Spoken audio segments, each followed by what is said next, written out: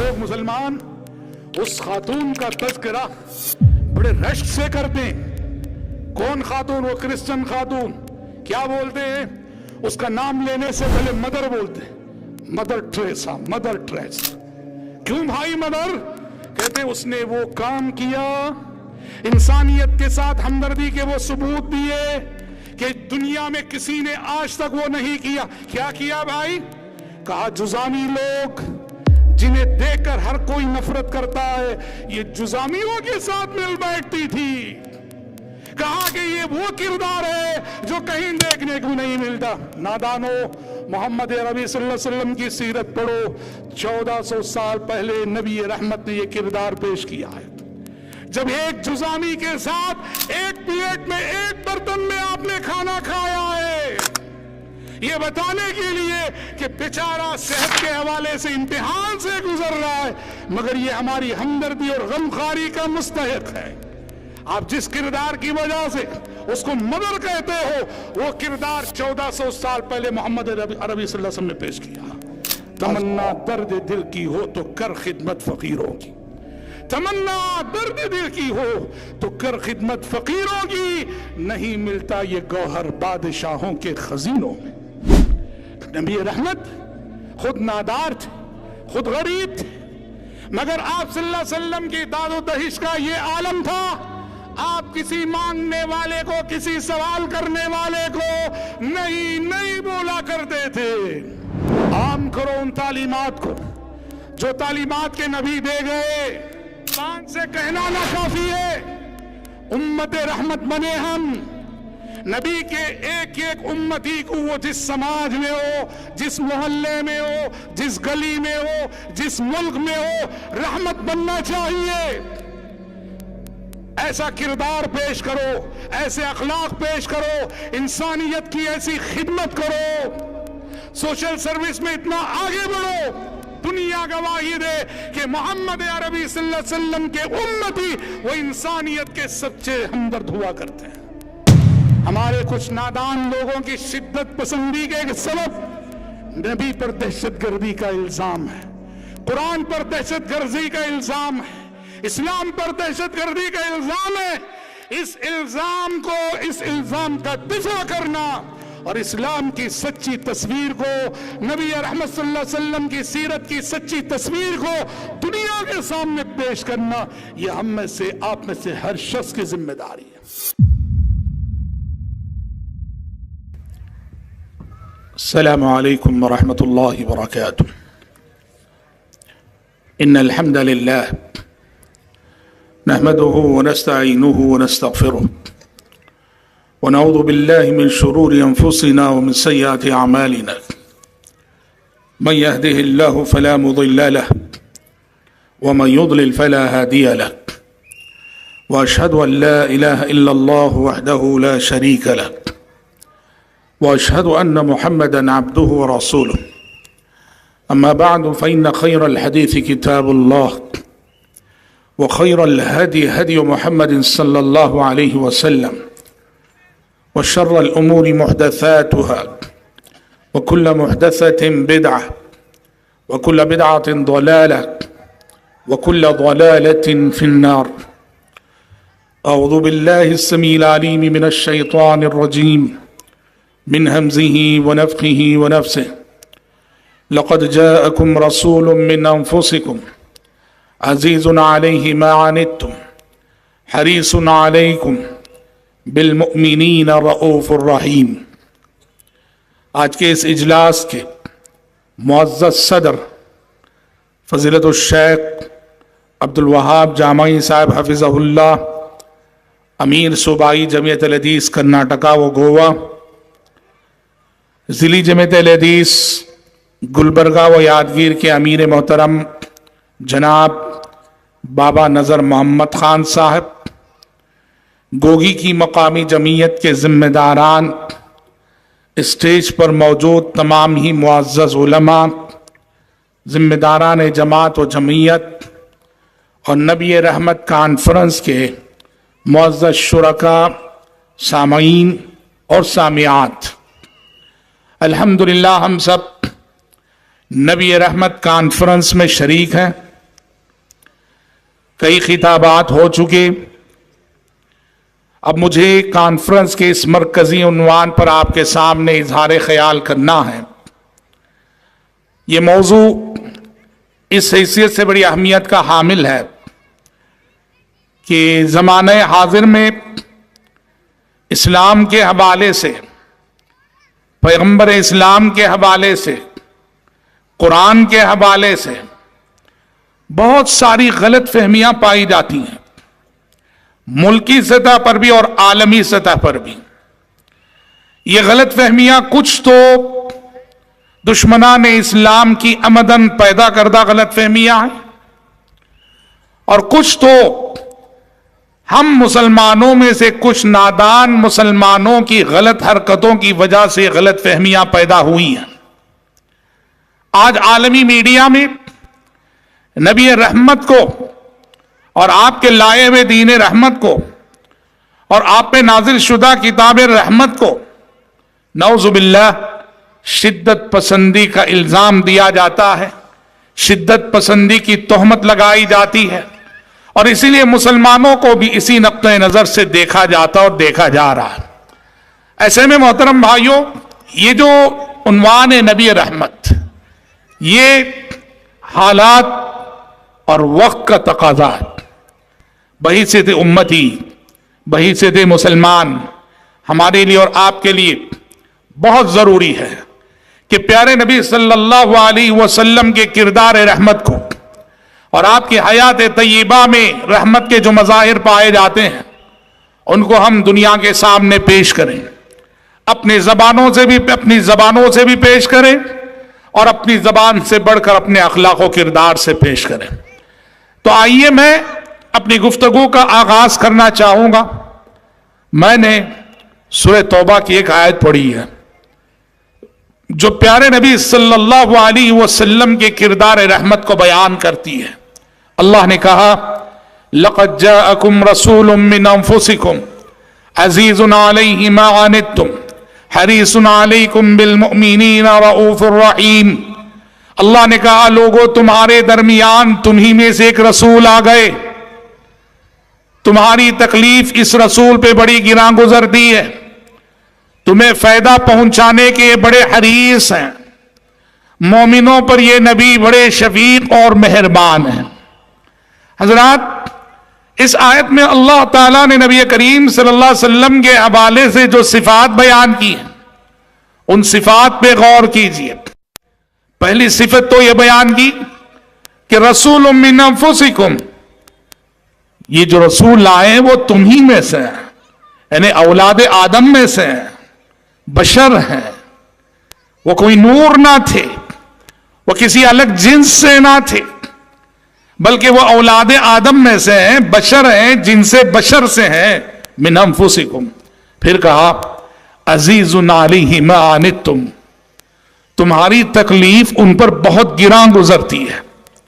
یعنی پیارے نبی صلی اللہ علیہ وسلم کا کردار رحمت تھا.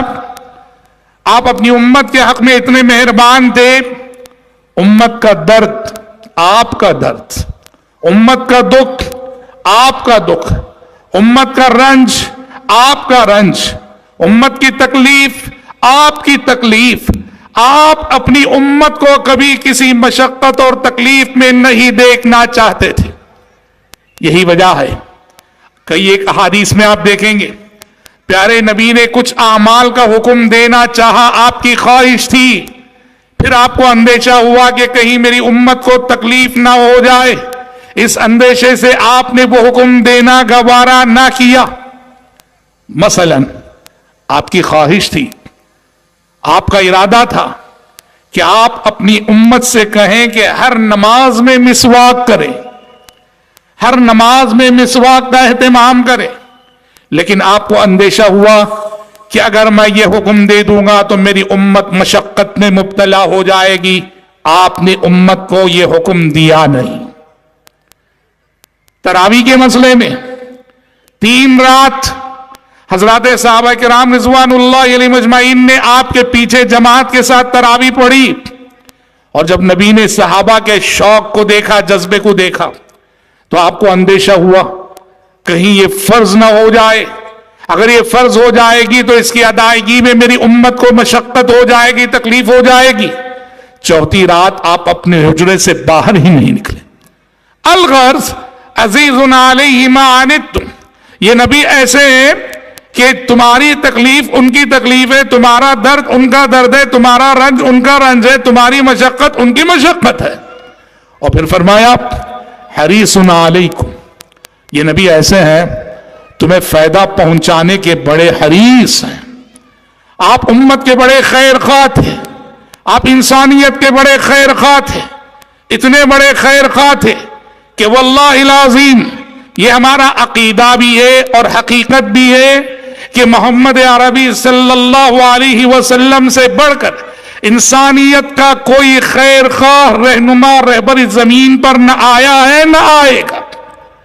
آپ نے انسانوں کا جتنا کچھ بھلا کیا، انسانیت کی خیر خواہی کے جو مظاہر آپ کی زندگی میں دیکھنے کو ملتے ہیں، دنیا کے کسی قائد رہنما لیڈر اور رہبر کی زندگی میں نصح و خیر خواہی کے یہ مظاہر نہیں دیکھنے کو نہیں ملتے۔ قرآن نے کہا حریص علیکم، یہ نبی تمہارے فائدے کے سلسلے میں، تمہارے فائدہ پہنچانے کے سلسلے میں بڑے حریص ہیں۔ کیسے حریص ہیں؟ اللہ اکبر، اس کی ایک مثال، آپ صلی اللہ علیہ وسلم کو اپنی امت کے اخروی انجام کو لے کر بڑی فکر تھی آپ کو، آخرت میں میری امت کا کیا ہوگا۔ میں آپ چاہتے تھے کہ میرے امتی زیادہ سے زیادہ جنتی بنے، میری امت زیادہ سے زیادہ جنت میں جائے، میری امت جہنم میں نہ جلنا پڑے اس کو۔ یہ آپ کی آرزو تھی، یہ آپ کی خواہش تھی، یہ آپ کی خیر خواہی تھی۔ چنانچہ ایک مرتبہ کی بات ہے، آپ صلی اللہ علیہ وسلم، صحیح مسلم کی حدیث ہے، آپ صلی اللہ علیہ وسلم ایک مرتبہ اپنے بھائی یعنی حضرت عیسیٰ علیہ السلام کی دعا آپ نے پڑھی۔ عیسیٰ علیہ السلام کی ایک دعا اللہ سورہ مائدہ میں نقل کرتا ہے۔ عیسیٰ علیہ السلام اپنی امت کے حق میں حشر کے میدان میں سفارش کرتے ہوئے کہیں گے ان تعذبهم فإنهم عبادك وإن تغفر لهم فإنك أنت العزيز الحكيم۔ اے اللہ یہ تیرے بندے ہیں، اگر تو انہیں عذاب دیتا ہے تو یہ تیرے بندے ہیں، تو انہیں عذاب دینے کا پورا پورا حق رکھتا ہے۔ وَإِن تَغْفِرْ لَهُمْ فَإِنَّكَ أَنْتَ الْعَزِيزُ الْحَكِيمُ، اور اگر تو انہیں معاف کرتا ہے تو تو بڑا حکیم ہے، تیرے فیصلے بڑے حکیمانہ ہوتے ہیں۔ یہ دعا پڑھی جس میں عیسیٰ علیہ السلام اپنی امت کی فکر کرتے نظر آ رہے ہیں۔ پھر پیارے نبی نے اپنے دادا ابراہیم خلیل اللہ علیہ السلام کی دعا پڑھی کہ وہ اپنی امت کی فکر کرتے ہوئے کہہ رہے ہیں فَمَن تَبِعَنِي فَإِنَّهُ مِنِّي وَمَنْ عَصَانِي فَإِنَّكَ غَفُورٌ رَحِيمٌ، کہ جو میری پیروی کرے اے اللہ وہ تو میرا ہوا، اور جو میری نافرمانی کرے تو اے اللہ تو بڑا غفور الرحیم ہے۔ ابراہیم خلیل اللہ اس دعا میں اپنی امت کی فکر کرتے نظر آ رہے ہیں۔ پیارے نبی نے جب یہ دونوں دعائیں پڑھی، عیسیٰ علیہ السلام کی، ابراہیم علیہ السلام کی، تو آپ کو اپنی امت کی فکر لاحق ہوئی اور زارو قطار رونے لگے۔ پیارے نبی زارو قطار نبی کریم صلی اللہ علیہ وسلم رونے لگے۔ نبی کے آنسو بڑے قیمتی ہوتے ہیں، پیغمبر کے آنسو بڑے قیمتی ہوتے ہیں۔ نبی کی آنکھوں سے آنسو کیا نکلے کہ آسمان سے جبریل امین تشریف لے آئے۔ جبریل امین نے آ کے کہا اے محمد، اللہ نے مجھے آپ کی خدمت میں بھیجا ہے، آپ رو رہے ہیں، آپ دکھی ہیں، آپ غمزدہ ہیں، آپ فکر مند ہیں، آپ آنسو بہا رہے ہیں۔ اللہ پوچھ رہا ہے کہ آپ کو کون سی بات رلا رہی ہے۔ اللہ کو معلوم ہے کہ آپ کیوں رو رہے ہیں۔ اللہ نے جبریل امین کو بھیجا کہ جاؤ میرے محمد رو رہے ہیں، پوچھو کہ کیوں رو رہے ہیں اور کون سی چیز انہیں رلا رہی ہے۔ جبریل امین نے آ کے پوچھا کہ محمد بتائیے کیوں رو رہے ہیں آپ؟ कौन सी चीज रुला रही है आपको? प्यारे नबी ने जिब्रील अमीन से कहा, जिब्रील देखो मैंने मेरे भाई ईसा अलैहिस्सलाम की दुआ पढ़ी, देखा वो अपनी उम्मत के अंजाम की फिक्र कर रहे। फिर मैंने अपने दादा इब्राहिम खलीलुल्लाह की दुआ पढ़ी, देखा वो अपनी उम्मत के अंजाम की फिक्र कर रहे। तो मुझे मेरी उम्मत के अंजाम की फिक्र लायक हुई कि उम्मती उम्मती, कल क़यामत के रोज मेरी उम्मत का क्या होगा, मेरी उम्मत का क्या होगा। जिब्रील अमीन ने प्यारे नबी का ये जवाब सुना, अल्लाह के पास गए, अल्लाह से अर्ज किया कि परवरदिगारा, मोहम्मद को उनकी उम्मत की फिक्र रुला रही है कि हश्र के मैदान में रोज़ क़यामत उनकी उम्मत का क्या होगा। अल्लाह ने ये सुन के कहा, जिब्रील से कहा, जिब्रील जाओ मेरे मोहम्मद से कह दो, अन्ना सनुरज़ीका फी उम्मतिक, मेरे मोहम्मद से कह दो कि कल हश्र की अदालत में आपकी उम्मत के हक में वो फैसला हम करने वाले हैं जिससे ऐ मोहम्मद आप बहुत खुश हो जाएंगे, बहुत खुश हो जाएंगे। अल्लाह अकबर। हजरात, इसकी तफसीर क्या है? अल्लाह ने ये जो कहा अन्ना सनुरज़ीका फी उम्मतिक, कि हम रोज़े क़यामत आपको आपकी उम्मत के सिलसिले में खुश कर देंगे, इसकी अमली तफसीर ये है कि अल्लाह ताला ने प्यारे नबी सल्लल्लाहु अलैहि वसल्लम को वो हक़ शफ़ाअत अता किया है, जिस हक़ शफ़ाअत की बदौलत आप मकाम महमूद पे फाइज किए जाएंगे हश्र के मैदान में। सलवातुल्लाहि व सलामुहु अलैहि। अल्लाह ने इस दुनिया में हर पैगंबर को एक चांस दिया, हर पैगंबर को। लिकुल्लि नबिय्यिन दावतुम मुस्तजाबा फतअज्जल कुल्लु नबिय्यिन दावतहु व इन इख्तबअतु दावती शफाअतन लिउम्मती यौमल क़ियामह। प्यारे नबी फरमाते हैं कि अल्लाह ने दुनिया में आए हुए हर नबी को एक दुआ का मौका दिया था, एक चांस और एक वादा कि तुम्हारी एक दुआ ऐसी है कि दुआ करने से पहले मैं कबूलियत की गारंटी देता हूं तुम्हें। हर नबी को यह चांस दिया कि एक चांस ऐसी है, जो मांगना है मांगो, मैं कबूल करूंगा। दुआ करने से पहले कबूलियत की जमानत और गारंटी अल्लाह ने दी, और ये मौका, ये चांस हर नबी को दिया। प्यारे नबी फरमाते हैं दुनिया में आए हुए हर नबी ने इस चांस को दुनिया ही में यूज कर लिया, इस्तेमाल कर लिया, दुआ कर ली, जो मांगना था मांग लिया। व इन इख्तबअतु दावती शफाअतन लिउम्मती यौमल क़ियामह। प्यारे नबी फरमाते हैं एक मैं हूं, अल्लाह ने मुझे भी एक चांस दिया कि मोहम्मद मांगो, जो मांगना है दिए जाओगे। मैंने इस चांस को दुनिया में यूज नहीं किया, मैंने इस मौके को दुनिया में इस्तेमाल नहीं किया, मैंने इस चांस को आखिरत के लिए उठा रखा है। शफाअतन लिउम्मती यौमल क़ियामह, कि रोज़े क़ियामत में इस चांस को इस्तेमाल करके अपनी उम्मत के हक में सिफारिश करूंगा और अपनी उम्मत के हक में मैं शफाअत करूंगा। अल्लाहु अकबर।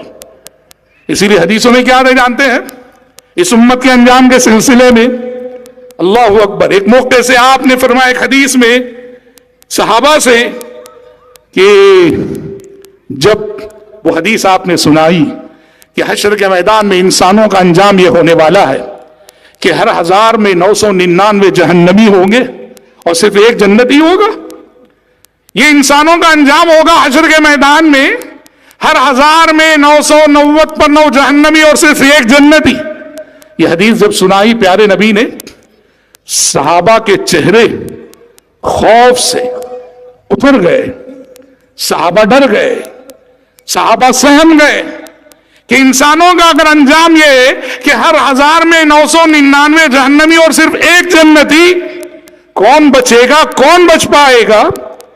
सहाबा डर गए और प्यारे नबी ने सहाबा के चेहरों पे ये खौफ और डर के आसार जब देखे, आपने सहाबा को इत्मीनान दिलाते हुए कहा तुम डरो मत, तुम डरो मत, मुझे उम्मीद है मेरी उम्मत जन्नत का 1/4 हिस्सा होगी।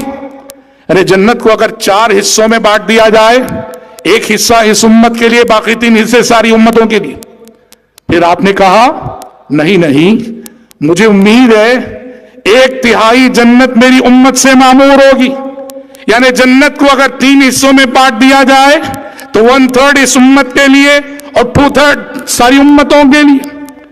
پھر آپ نے کہا کہ نہیں، مجھے امید ہے کہ آدھی جنت میری امت سے معمور ہوگی، کہ آدم علیہ السلام سے عیسیٰ علیہ السلام تک آئی ہوئی امتوں کے لیے آدھی جنت، اور صرف اس امت کے لیے باقی آدھی جنت۔ یہاں صحابہ کی خوشی کی انتہا نہ رہی، اور صحابہ کرام رضوان اللہ علیہم اجمعین نے نعرہ تکبیر بلند کیا تھا۔ یہ پیارے نبی صلی اللہ علیہ وسلم کا مظہر رحمت ہے، آپ صلی اللہ علیہ وسلم کی طرف، آپ کا درد امت کے حق میں اور آپ کی فکر مندی امت کے حق میں۔ حضرات، سیرت طیبہ کا مطالعہ جب ہم کرتے ہیں، آپ صلی اللہ علیہ وسلم کی زندگی کو جب ہم پڑھتے ہیں، اللہ رب العزت نے دنیا میں آپ کو بھیجتے ہوئے آپ کو رحمت للعالمین کے لقب سے نوازا، کہا وَمَا أَرْسَلْنَاكَ إِلَّا رَحْمَةً لِلْعَالَمِينَ، اے پیغمبر ہم نے آپ کو تمام جہاں والوں کے لیے رحمت بنا کے بھیجا ہے۔ اور حدیثوں میں خود پیارے نبی نے اپنا انٹروڈکشن رحمت کے طور پہ کرایا۔ آپ نے کہا یا ایھا الناس انما انا رحمت مہدی، اے لوگوں میں رحمت مجسم ہوں جسے اللہ نے انسانیت کے لیے ہدیہ کیا ہے۔ اللہ نے بھی آپ کا تعارف رحمت کے حوالے سے کرایا، پیارے نبی نے بھی اپنا انٹروڈکشن رحمت کے حوالے سے کرایا۔ آئیے اس نبی کی زندگی کو پڑھیں، اس نبی کی سیرت کو پڑھیں اور اس نبی کی حیات طیبہ کو پڑھیں، اور دیکھیں گے کن کن پہلوؤں سے نبی رحمت تھے۔ اگر یہ دیکھنا چاہیں ہمارے نبی کن کن پہلوؤں سے رحمت تھے، ایک طویل فہرست بنتی ہے۔ میں آپ کے کردار رحمت کے چند مظاہر کو ذکر کرنا چاہوں گا۔ ہمارے نبی رحمت تھے، اس حیثیت سے رحمت تھے کہ دنیا میں آنے سے، آپ کی دنیا میں آمد کے بعد دنیا سے ظلم کا خاتمہ ہوا۔ وہ انسانی طبقات جو محمد عربی صلی اللہ علیہ وسلم کی دنیا میں آنے سے پہلے ظلم کی چکی میں پس رہے تھے، آپ کے آنے کے بعد انہیں ظلم سے رہائی نصیب ہوئی، انہیں عدل و انصاف کا سایہ نصیب ہوا، اور ان مظلوم طبقات میں سر فہرست عورت آتی ہے۔ عورت زمانے جاہلیت میں کتنی مظلوم تھی، کتنے ستم ڈھائے جا رہے تھے، عورت کو کیسے ستایا جا رہا تھا، اور سارے حقوق تو چھوڑو، زندگی جینے کا حق بھی نہیں دیا جا رہا تھا۔ بے رحم باپ اپنے بے رحم ہاتھوں سے اپنی لخت جگر اور اپنی بچی کو زندہ دفن کیا کرتا تھا۔ نبی رحمت صلی اللہ علیہ وسلم رحمت بن کر آئے تمام مظلوموں کے حق میں، خصوصاً اس مظلوم عورت کے حق میں۔ آپ نے عورت کے درجے کو اتنا بلند کیا، اتنا بلند کیا، اتنا بلند کیا، آپ نے بشارتیں سنائی کہ اللہ جس باپ کو 3 بیٹیاں دے دے، اللہ جس باپ کو 3 بیٹیاں دے دے اور وہ ان کی تربیت کر دے، یہ تینوں بیٹیاں اسے جنت الفردوس کو لے جائیں گی، جنت میں داخلہ سبب بنیں گی۔ 2 بیٹیوں کے بارے میں پوچھا گیا، آپ نے کہا 2 بیٹیاں ہو تو بھی الغرض عورت کی فضیلت اس قدر بتائی، آپ نے اس قدر اس کے رتبے کو بلند کیا۔ جن صحابہ سے زمانے جاہلیت میں یہ خطائیں ہوئی تھی، انہوں نے اپنی لغزشوں اور خطاؤں کا تدارک کرنے کی سبیلیں ڈھونڈنے لگے۔ ایک صحابی آئے، حضرت قیس بن عاصم التمیمی، پیارے نبی کی خدمت میں آئے، آگے کہا اللہ کے نبی، میں وہ باپ ہوں کہ جس نے اسلام سے قبل زمانے جاہلیت میں اپنے ہاتھ سے اپنی 8 بچیوں کو زندہ دفن کیا ہے۔ آج میں بہت افسوس کر رہا ہوں اپنی اس حرکت پر، مجھے ندامت ہے اپنی اس حرکت پر۔ 8 بچیوں کو میں نے زندہ دفن کیا ہے، بتائیے میں توبہ کرنا چاہتا ہوں، توبے کا راستہ کیا ہے؟ آپ صلی اللہ علیہ وسلم نے کہا 8 بچیاں، جاؤ 8 غلام آزاد کرو۔ حضرت قیس بن عاصم نے کہا نہیں اللہ کے نبی، اتنی سکت نہیں ہے کہ 8 غلام آزاد کر سکوں۔ پیارے نبی نے کہا اونٹ ہے تمہارے پاس؟ کہا کہ ہیں۔ کہا کہ جاؤ 8 جانوں کے بدلے 8 اونٹ صدقہ کرو. حضرت قیس بن عاصم رضی اللہ عنہ نے زمانے جاہلیت میں اپنی زندہ دفن کی ہوئی بچیوں کا کفارہ 8 اونٹ صدقہ کر کے ادا کیا. اور حضرات نبی رحمت کے دنیا میں آنے کے بعد لوگوں کی سوچ میں ایسی تبدیلی آئی کہ آپ کے آنے سے پہلے ایک باپ اپنی بیٹی کو پالنا باعث ننگوار سمجھتا تھا، اور آپ کے دنیا میں آنے کے بعد لوگوں کی سوچ میں اتنی تبدیلی آئی، لوگ دوسروں کی بچیوں کو، دوسروں کی بیٹیوں کو پالنے میں فخر محسوس کرنے لگے. چنانچہ صلح حدیبیہ کے واقعات میں بات آتی ہے کہ پیارے نبی صلی اللہ علیہ وسلم جب عمرہ کر کے لوٹ رہے تھے مکہ سے مدینہ، پیارے نبی صلی اللہ علیہ وسلم کے پیچھے پیچھے ایک بچی روتی ہوئی آنے لگی کہ مجھے بھی ساتھ لے چلو. یہ کون تھی بچی ہے؟ آپ کے چچا حضرت حمزہ کی چھوٹی سی بچی تھی. یہ پیارے نبی کی چچا زاد بہن حضرت حمزہ کی یتیم بیٹی، جب وہ مکے ہی میں تھی، وہ پیارے نبی عمرہ کر کے مکے سے جب لوٹنے لگے، وہ بچی ساتھ ساتھ چلنے لگی، کہنے لگی کہ مجھے ساتھ لے چلے. جب یہ بچی کہنے لگی کہ مجھے ساتھ لے چلے، 2 صحابہ آگے بڑھ کر آئے اور دونوں لڑنے لگے، کہنے لگے اللہ کے نبی یہ بچی مجھے دے دیجیے، وہ کہنے لگے مجھے دے دیجیے. اللہ اکبر. سوچو ایک وہ ماحول جہاں ایک باپ خود اسلام سے قبل اپنی بچی کو زندہ دفن کرتا تھا اور خود پالنے میں ننگوار محسوس کرتا تھا، اور نبی رحمت کے دنیا میں آنے کے بعد یہ جو ماحول بنا، دوسروں کی بچی ہے اور لوگ آگے بڑھ کے مسابقت کر رہے ہیں اس کو لینے میں، گود لینے میں، پالنے میں. 2 صحابہ کہنے لگے، ایک کہنے لگے مجھے دے دیجئے اللہ کے نبی، اور دوسرے کہنے لگے مجھے دے دیجئے.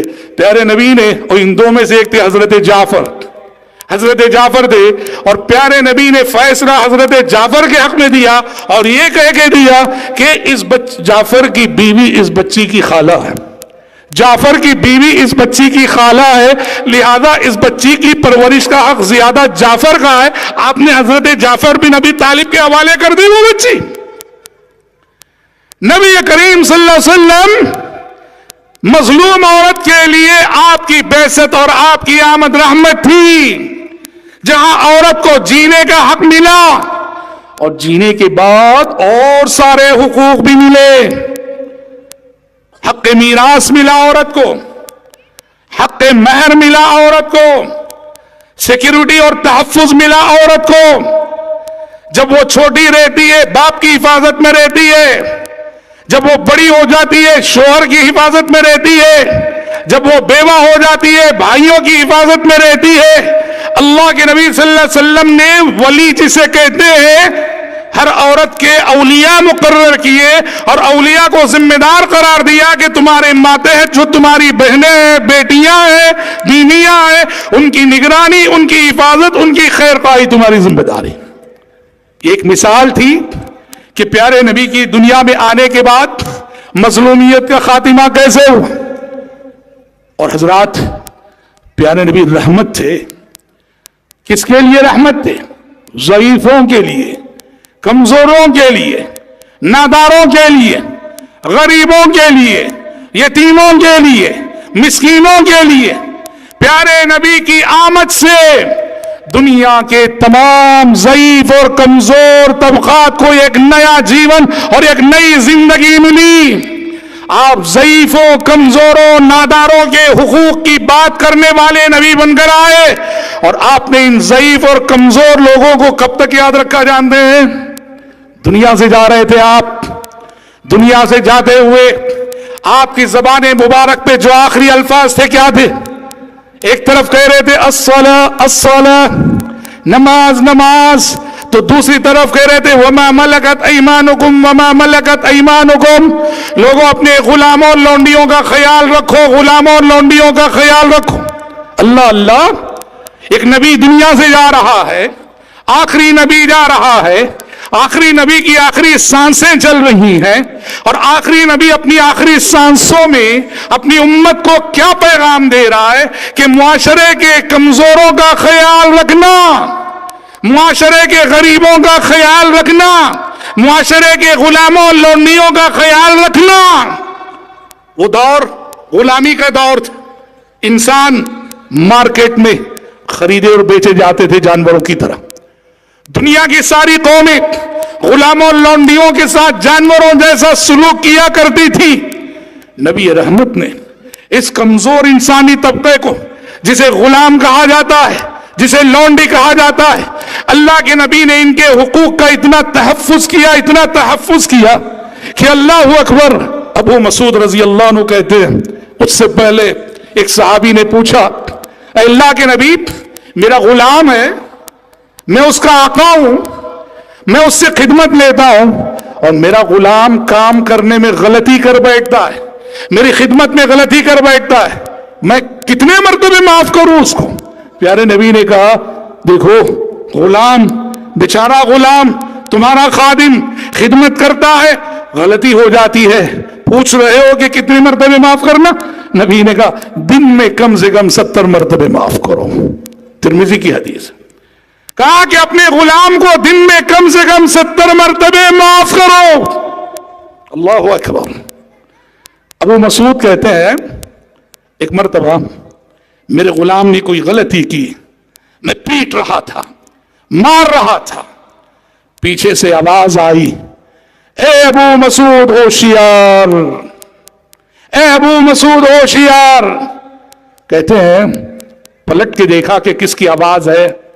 نبی کریم صلی اللہ علیہ وسلم کی آواز ہے۔ پیارے نبی نے کہا، ابو مسعود بیچارے اس غلام کو مار رہے ہو کیا؟ مار رہے ہو؟ اس کے بعد آپ نے ایک جملہ کہا، ایک ایسا جملہ جو ہر صاحب اختیار کو یاد رکھنا چاہیے۔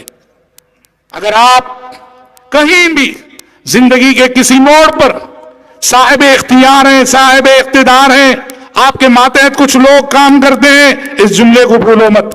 آپ نے ابو مسعود رضی اللہ عنہ سے مخاطب ہو کے کہا، ابو مسعود اپنے غلام کو مار رہے ہو، سنو، تمہیں اپنے اس غلام پہ جتنا اختیار حاصل ہے، اللہ کو تم پر اس سے زیادہ اختیار حاصل ہے۔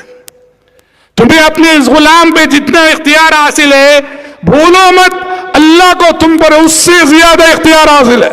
یہ جملہ سننا تھا، حضرت ابو مسعود سہم گئے، وعدہ کیا، کہا اللہ کے نبی گواہ رہی ہے، آج کے بعد نہیں ماروں گا، یہی آخری مار تھی، آج کے بعد نہیں ماروں گا۔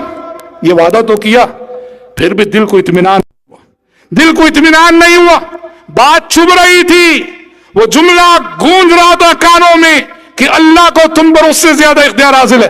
ابو مسعود رضی اللہ عنہ نے مزید اپنے دل کے اطمینان کے لیے اسے آزادی کر دیا، کہا اللہ کے نبی گواہ رہی ہے، ہوا للہ حر، اللہ کے لیے میں اسے آزادی کیے دیتا ہوں۔ آپ نے کہا لو لم تعتقه لمستك النار، اگر تم آج اس کو آزاد نہ کیے ہوتے تو جو مار تم نے اس کو ماری تھی اس کے سبب کل تمہیں نار جہنم میں جلنا پڑتا۔ حضرات کہنا یہ ہے، ہمارے نبی نبی رحمت بن کر آئے، تمام کمزور انسانی طبقات کے لیے آپ نے طاقت والوں کو، امیروں کو، ارباب اقتدار کو، ارباب اختیار کو یہ یاد دلایا، یہ سبق پڑھایا کہ سچی بڑائی کیا ہے۔ بڑائی یہ نہیں کہ اتنے بڑے ہو جاؤ، اتنے بڑے ہو جاؤ کہ چھوٹے لوگ تمہیں نظر بھی نہ آئیں۔ بڑائی یہ نہیں، سچی بڑائی یہ کہ چھوٹوں پر دستے شفقت رکھو، کمزوروں کے وجود کے وزن کو محسوس کرو، اور ہر ضعیف کمزور نادار کے لیے اپنا دروازہ ہمیشہ کھلا رکھو۔ سچی بڑائی یہ ہے۔ اللہ اکبر۔ کیسے اخلاق نبی نے پیش کیے۔ ابن ماجہ کی ایک روایت میں دیکھیے گا، ابن ماجہ کی ایک روایت میں ایک واقعہ آتا ہے، اس واقعے میں کی روشنی میں ذرا ملاحظہ کیجئے کہ نبی رحمت صلی اللہ علیہ وسلم معاشرے کے ضعیفوں، کمزوروں، ناداروں کے لیے کس قدر رحمت تھے، اور ساتھ ہی یہ بھی جائزہ لیجئے کہ معاشرے کے ضعیفوں، کمزوروں کے ساتھ معاملہ کرنے میں ہم کہاں کھڑے ہیں۔ ارے غریب رشتہ دار رہتا ہے شادی میں دعوت بھی نہیں دیتے کہ اب ہم تو بڑے امیر ہو گئے, وہ غریب آ جائے گا تو ہماری شان گھٹ جائے گی, لوگوں کو پتا چل جائے گا کہ وہ غریب ہمارا رشتہ دار ہے, تو آج تو ہمیں اللہ نے بہت نواز دیا ہے, غریب رشتہ دار آ جائے گا ہماری شان گھٹ جائے گی. یہ ہماری سوچ ہے. جس دعوت کو نبی نے کہا شر الطعام طعام الولیمہ یدعا الیہا من یأباها ویمنعها من یأتیہا, بدترین دسترخوان ہے وہ دسترخوان جہاں آنے والے کو روکا جاتا ہے اور نہیں آنے والے کو اصرار کر کے بلایا جاتا ہے. کیا مطلب؟ رشتہ دار ہے, آنا چاہتا ہے, اسے ہم روک دیں کہ وہ غریب ہے, اس کے آنے سے ہماری شان گھٹ جائے, اور جس سے کوئی رشتہ نہیں, وہ سہوکار ہے, امیر ہے, اصرار کر کر کے ہم اس کو بلاتے ہیں. نبی رحمت کا کردار ملاحظہ کیجیے. ابن ماجہ کی حدیث ہے, مدینے میں عہد نبوت میں ایک صحابی تھے جن کا نام تھا حضرت ظاہر رضی اللہ عنہ. یہ مدینے میں نہیں, مدینے کے قریب ایک دیہات تھا, کھیڑا تھا, دیہات کے رہنے والے صحابی. اچھا یہ کیسے تھے؟ ایک تو دیہاتی, دوسرے بہت غریب, اور تیسرے بد شکل. اللہ نے شکلیں بنائی ہے, کسی کو حسین و جمیل بنایا, کسی کو بد شکل بنایا. اسی کے زندگی امتحان ہے, زندگی ایگزام ہے. جو حسین و جمیل ہے اسے مغرور نہیں ہونا چاہیے, اور جو بد شکل ہے اسے مایوس نہیں ہونا چاہیے. اللہ کے فیصلے سے راضی رہنا چاہیے. اب دیکھو صحابی کیا ہے, یہ دیہاتی ہیں, کھیڑے والے, غریب ہیں, بد شکل ہیں. اور بتاؤ ایسوں کے وزن کو کون محسوس کرتا ہے؟ ایسوں کو گنتا کون ہے؟ ایسوں کو شمار کرتا کون ہے؟ مگر نبی رحمت کا کردار رحمت دیکھو. صحابہ کہتے ہیں حضرت ظاہر اس صحابی سے نبی کو بڑی محبت تھی. پیارے نبی بہت پیار کرتے تھے اپنے اس صحابی سے, بڑی محبت کرتے تھے اپنی اس صحابی سے, اور حضرت ظاہر بھی نبی کریم صلی اللہ علیہ وسلم سے ویسی ہی محبت کرتے تھے. وہ اپنے کھیڑے سے مدینے کو آتے, اپنے دیہات سے مدینے کو آتے, اپنے ساتھ توشہ لاتے, گفٹ لاتے, ہدیہ لاتے.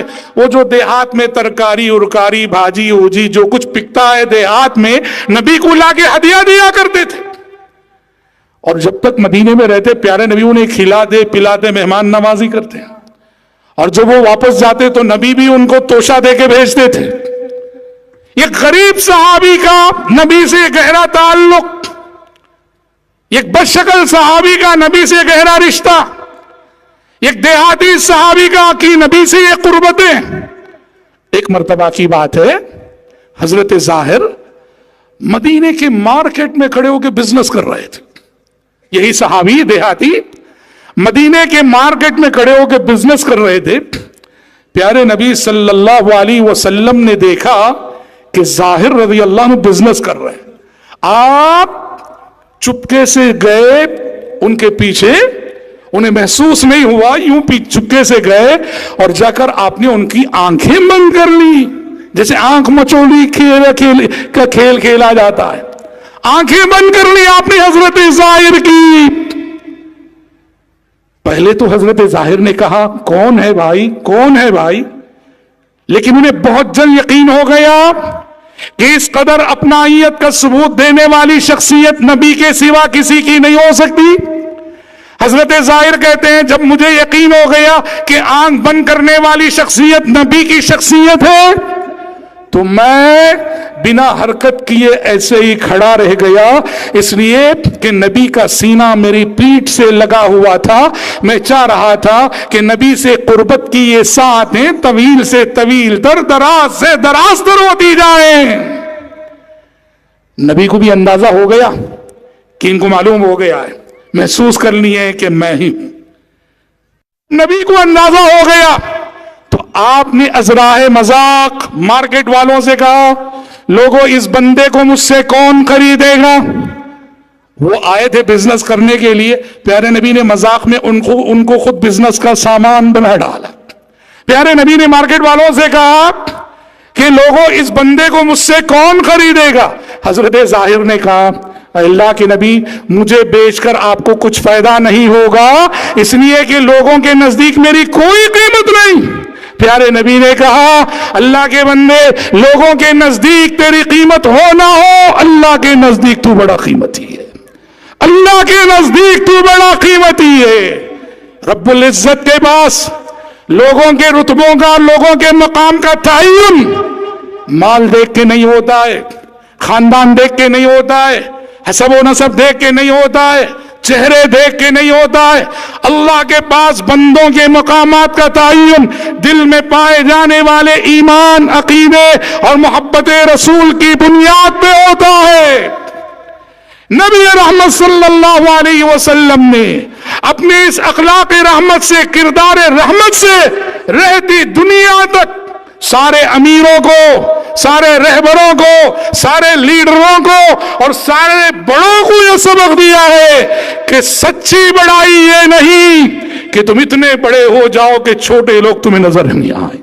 سچی بڑائی یہ ہے کہ ہر چھوٹے پر نظر رہے، ہر کمزور پہ نظر رہے، ہر یتیم پہ نظر رہے، ہر مسکین پہ نظر رہے اور ان کے مسائل سے دلچسپی لینا اور حل کرنا، یہی مثالی اور سچا لیڈر ہوا کرتا ہے۔ انس بن مالک رضی اللہ عنہ کیا فرماتے ہیں؟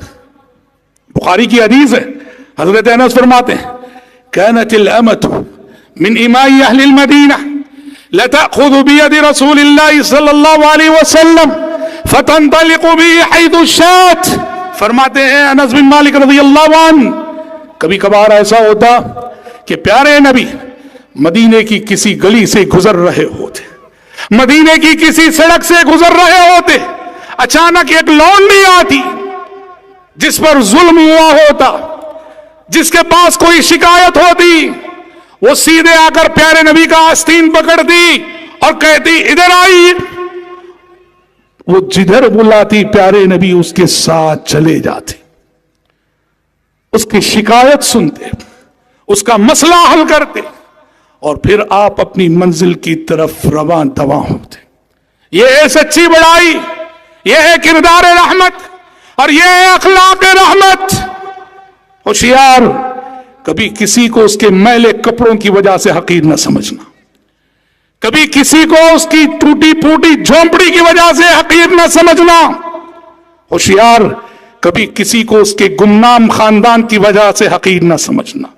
تمنا درد دل کی ہو تو کر خدمت فقیروں کی، تمنا درد دل کی ہو تو کر خدمت فقیروں کی، نہیں ملتا یہ گوہر بادشاہوں کے خزینوں میں۔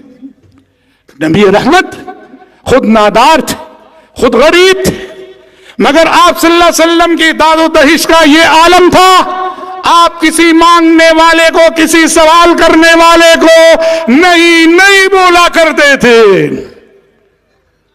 ایک صحابیہ، انہوں نے بڑے اہتمام سے ایک چادر بنائی، بڑے اہتمام سے، وہ کپڑا بننے کا ہنر جانتی تھی، چادر بنائی اس نیت سے کہ نبی کو گفٹ کرنا ہے، پیغمبر کو ہدیہ دینا ہے۔ وہ چادر بنا کر لائی اور لا کر نبی کریم صلی اللہ علیہ وسلم کو گفٹ کیا، ہدیہ دیا۔ پیارے نبی صلی اللہ علیہ وسلم نے وہ چادر زیب تن کر لی، وہ چادر پہن لی، وہ چادر اوڑھی آپ نے۔ صحابہ کہتے ہیں بڑے اچھے لگ رہے تھے نبی، بڑے خوبصورت لگ رہے تھے نبی، اور وہ چادر آپ کو بہت پسند بھی آ گئی۔ ہم سب کو اچھا لگ رہا تھا کہ نبی اس چادر کو پہنے ہوئے بڑے پیارے لگ رہے تھے۔ اتنے میں ایک صحابی نے کہا اللہ کے نبی وہ چادر مجھے دے دیجئے۔ اس نبی سے کہہ رہے ہیں جس نبی نے کبھی کسی سائل کو نہیں کہا۔ وَأَمَّا السَّائِلَ فَلَا تَنْهَرْ کے حکم ربانی کی بات۔ جیسے ہی صحابی نے کہا کہ اللہ کے نبی مجھے دے دیجئے، نبی سیدھے حجرے میں گئے، چادر اتاری، دوسرا لباس پہنا اور وہ چادر لپیٹ سمیٹ کر اس صحابی کو لا کے ان کو ہدیہ کر دیا۔ صحابہ کو اچھا نہیں لگا، ایک چادر جو نبی کو پسند آ گئی تھی، نبی کو پسند آ گئی تھی، مانگنا نہیں چاہیے تھا، इन्होंने मांग लिया। सहाबा उन सहाबी को तबसरा करने लगे, बुरा भला कहने लगे कि तुमने अच्छा नहीं किया, नबी को वो चादर जो आपको पसंद आ गई थी वो तुमने मांग ली। सहाबी ने कहा, लोगों, मैंने पहनने के लिए नहीं मांगी है, मैं तो इसलिए मांगा हूं कि ये चादर जो नबी को पसंद आ गई थी और जिसे पहनकर नबी बड़े खूबसूरत लग रहे थे, मेरे दिल ने कहा ये चादर कल जब मैं मरूंगा तो मेरे कफन का हिस्सा होना चाहिए। रावी हदीस कहते हैं वाक़ियतन हुआ भी वैसे ही। जब इन सहाबी का इंतकाल हुआ, उसी चादर में उन्हें कफनाया गया, उसी चादर में उन्हें कफन दिया गया। ये नबी का किरदार रहमत है। और आपका दामन रहमत इतना वसी था, इतना वसी था, अपने तो अपने, दुश्मन भी, गैर भी, क्या मुसलमान, क्या गैर मुस्लिम, क्या काफिर, क्या मुशरिक, अरे फिर भी इंसान तो इंसान, कायनात हैवानात, कायनात चरिन परिन, कायनात की मखलूकात, हशरातुल अर्ज, कीड़े मकोड़े, आप सल्लल्लाहु अलैहि वसल्लम का किरदार रहमत कायनात की इन सारी मखलूकात के लिए आपका दामन रहमत वसी था। आपके जमाने का परिंदा भी जानता था कि ये नबी नबी रहमत है। आपके जमाने का ऊंट भी जानता था कि ये नबी नबी रहमत है। आपके जमाने का घोड़ा भी जानता था कि ये नबी नबी रहमत है। अबू दाऊद की हदीस है, एक सफर में सहाबा किराम रिज़वानुल्लाह अलैहिम अजमाइन ने एक परिंदे के चूजों को पकड़ लिया। एक परिंदे के चूजों को पकड़ लिया। मां ने देखा कि उसके बच्चों को कुछ लोगों ने पकड़ लिया है, सीधे आई और नबी करीम सल्लल्लाहु अलैहि वसल्लम के सामने आके फड़फड़ाने लगी। वो परिंदा जो मां है वो जानती थी कि ये नबी रहमत है। आप सल्लल्लाहु अलैहि वसल्लम के सामने आके परिंदा फड़फड़ाने लगा। नबी ने सहाबा से कहा, लोगों, किसने इस बेजबान परिंदे को उसके बच्चे लेकर सताया है, लौटा दो इसके बच्चों को। अल्लाह अकबर। आप बगीचे में बैठे हैं, एक ऊंट आ गया, एक ऊंट आ गया, मजलूम था, ये मालिक जुल्म कर रहा था उस पर। प्यारे नबी की खिदमत में हाजिर होकर वो ऊंट आंसू बहाने लगा। उसकी बेजबानी का शिकवा नबी करीम सल्लल्लाहु अलैहि वसल्लम समझ गए। आप सल्लल्लाहु अलैहि वसल्लम ने सहाबा से कहा, जाओ इसके मालिक को ढूंढ लाओ। उसके मालिक को लाया गया। आपने मालिक को नसीहत की, कहा कि इन्नहु शका इलैया अन्नका तुजीउहु व तुदीबुहु। कहा कि अल्लाह के बंदे, इस बेजबान जानवर ने मुझसे शिकायत की है तुम्हारी। एक तो वक्त पे खिलाते नहीं हो, भूखा रखते हो ऊंट को, और जरूरत से ज्यादा बोझ डालते हो इस पर। फिर आपने कहा, इत्तकुल्लाह फी हाज़िहिल बहाइम अल मुजमा। लोगों, बेजबान जानवरों के सिलसिले में भी अल्लाह से डरो। अगर तुम्हारी जानिब से बेजबान जानवरों पे जुल्म हो गया, हश्र के मैदान में उसका भी हिसाब देना है।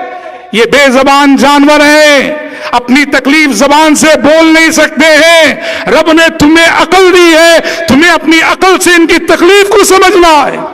अल्लाह अल्लाह, जो नबी जानवरों के दुख दर्द को महसूस करता रहा हो, परिंदों के रंजो गम को महसूस करता रहा हो, सोचो कि उस नबी के दिल में इंसानियत के लिए कितना दर्द रहा होगा, कितना दुख रहा होगा, और इंसानियत के खैर ख्वाही के जज्बे से वो नबी कितना तड़पता रहा होगा। इसीलिए हदीसों में क्या कहा गया, कुरान भी कहता है, फलअल्लका बाक़िउन नफ्सका अला आथारिहिम इन लम युमिनू बिहाज़ल हदीस असफ़ा। ऐ पैगंबर, इन लोगों के ईमान ना लाने के गम में लगता है आप अपने आप को हलाक कर लेंगे। ये किसका गम है, ये किसका दुख है जिसकी बात कुरान कर रहा है? ये मुसलमानों का गम नहीं, ये हजरत हसन व हुसैन का गम नहीं, ये हजरत फातिमा का गम नहीं, یہ ابو جہل کے ایمان نہ لانے کا غم ہے، یہ ابو لہب کے ایمان نہ لانے کا غم ہے، یہ ولید بن مغیرہ کے ایمان نہ لانے کا غم ہے، یہ نضر بن حارثہ کے ایمان نہ لانے کا غم ہے۔ ان نادانوں کے ایمان نہ لانے سے نبی اتنے دکھی ہو رہے کہ رب کو کہنا پڑ رہا ہے کہ اے نبی، لگتا ہے ان لوگوں کے ایمان نہ لانے کے غم میں اپنے آپ کو آپ ہلاک کر ڈالیں۔ اس لیے حدیثوں میں بھی آپ نے کیا فرمایا کہ میری مثال تمہیں جہنم سے بچانے کی جو کوشش میں کر رہا ہوں، اس سلسلے میں میری مثال ویسی ہی ہے جیسے ایک شخص آگ جلاتا ہے، اور جیسے ہی اس نے آگ جلائی پتنگے آنے لگے، دیوانہ وار آنے لگے، اس لیے کہ پتنگے کو کیا چاہیے؟ پتنگے کو روشنی چاہیے، جہاں روشنی ہوتی ہے پتنگا وہاں ہوتا ہے۔ اس شخص نے آگ جلائی، اور جیسے ہی آگ جلائی پتنگے آ کے گرنے لگے، کیونکہ وہ سمجھ رہے ہیں کہ یہ نور ہے، جبکہ وہ نور نہیں، وہ نار ہے، آگ ہے۔ وہ آگ کو نور سمجھ کے آ رہے ہیں پتنگے، اور یہ بیچارہ آگ جلانے والا ان پتنگوں کو روک رہا ہے کہ رک جاؤ رک جاؤ، یہ نور نہیں، یہ نار ہے۔ آپ نے کہا میری مثال بھی تمہارے ساتھ ایسے ہی، تم لوگ اپنے گناہوں کے سبب، اپنی غفلتوں کے سبب، اپنی معصیتوں کے سبب جہنم کی طرف دیوانہ وار بڑھتے چلے جا رہے ہو، اور میں ہوں کہ تمہاری کمروں کو پکڑ پکڑ کے روک رہا ہوں اور کہہ رہا ہوں ہلم عن النار، ہلم عن النار، لوگوں مت جاؤ اس طرف، مت جاؤ اس طرف، وہ آگ ہے، وہ آگ ہے۔ وَأَنْتُمْ تَغْلِبُونِي تَقَحَّمُونَ فِيهَا، اور تم ہو کہ زبردستی مجھ پہ غالب آتے ہو اور جہنم میں جا گرتے ہو۔ حضرات، یہ نبی کریم صلی اللہ علیہ وسلم کا وہ کردار رحمت ہے جس کردار رحمت کو آج مجھے اور آپ کو ضرورت ہے اپنائیں، اپنائیں۔ زبان سے کہنا نہ کافی ہے، امت رحمت بنے ہم، نبی کے ایک ایک امتی کو وہ جس سماج میں ہو، جس محلے میں ہو، جس گلی میں ہو، جس ملک میں ہو، رحمت بننا چاہیے۔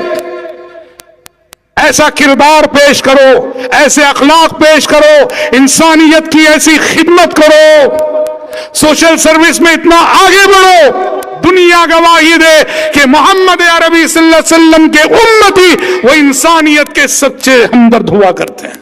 آج جیسے میں نے گفتگو کے آغاز میں کہا، ہمارے کچھ نادان لوگوں کی شدت پسندی کے سبب نبی پر دہشت گردی کا الزام ہے، قرآن پر دہشت گردی کا الزام ہے، اسلام پر دہشت گردی کا الزام ہے۔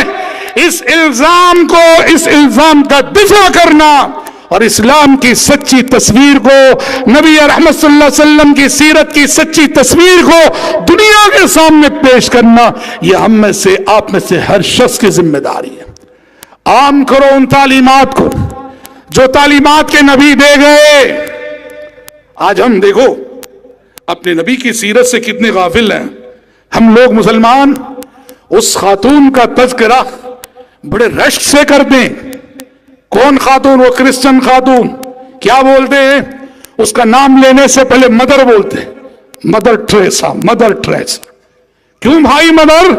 کہتے ہیں اس نے وہ کام کیا، انسانیت کے ساتھ ہمدردی کے وہ ثبوت دیے کہ دنیا میں کسی نے آج تک وہ نہیں کیا۔ کیا کیا بھائی؟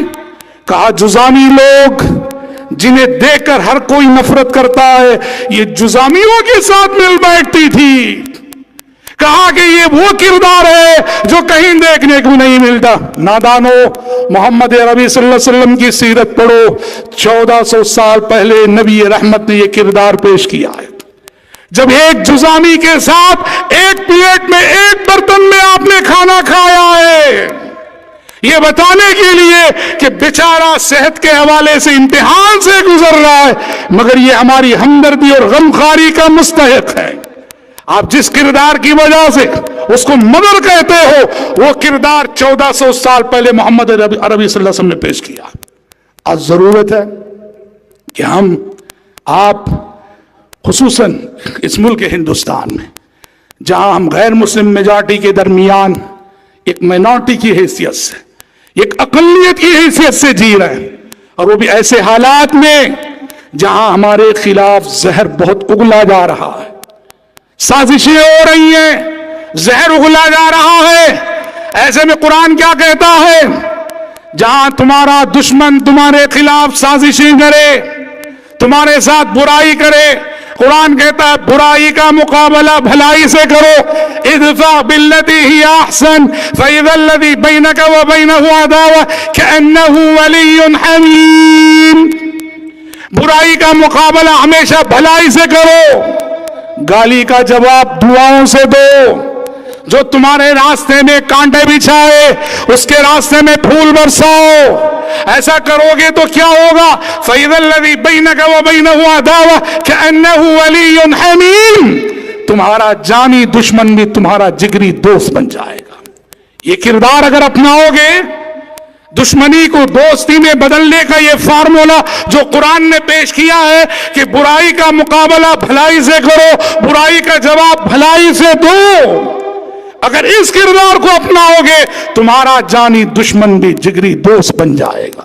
شاعر نے کہا بدی را بدی سہل باشد جزا، بدی را بدی سہل باشد جزا، گر نیک مردی احسن الی من اسا۔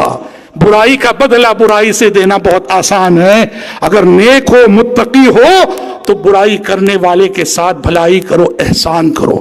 میں اپنی گفتگو کو زیادہ طول نہ دیتے ہوئے رب العزت سے دعا کرتا ہوں کہ پروردگار عالم مجھ کہنے والے کو اور آپ سبھی سننے والوں کو وہ اخلاق رحمت اپنانے کی توفیق عطا فرمائے جو نبی کریم صلی اللہ علیہ وسلم کی زندگی میں ہمیں نظر آتا ہے۔ اللہ مجھے اور آپ کو اس کردار رحمت کا عکس بنائے جو کردار رحمت کے حیات طیبہ میں نظر آتا ہے، اور امت دعوت ہونے کی حیثیت سے میرا اور آپ کا امت محمدیہ کا جو فرض منصبی بنتا ہے، اللہ ان فرائض کو کما حقہ ادا کرنے کی توفیق عطا فرمائے۔ گفتگو کے اختتام پر پھر سے ایک بار میں شکر ادا کرتا ہوں امیر ذیلی جمعیت جناب بابا نظر محمد خان صاحب کا اور گوگی کی مقامی جمعیت کا کہ آپ لوگوں کی پرخلوص دعوت نے یہ ضروری موقع عطا کیا کہ ہم اپنے بھائی بہنوں سے مخاطب ہو سکے اور کچھ دیر مقصد کی گفتگو کر سکیں۔ دعا ہے رب العزت سے کہ جیسے اس نے ہمیں یہاں آج اس اجتماع میں جمع کیا ہے، کل روز قیامت اپنے فضل و کرم سے جنت الفردوس میں بھی اکٹھا فرمائے۔ اللہم آمین، وصلی اللہ وسلم علی خیر خلقہ محمد وآلہ وصحبہ اجمعین، والسلام علیکم ورحمۃ اللہ وبرکاتہ۔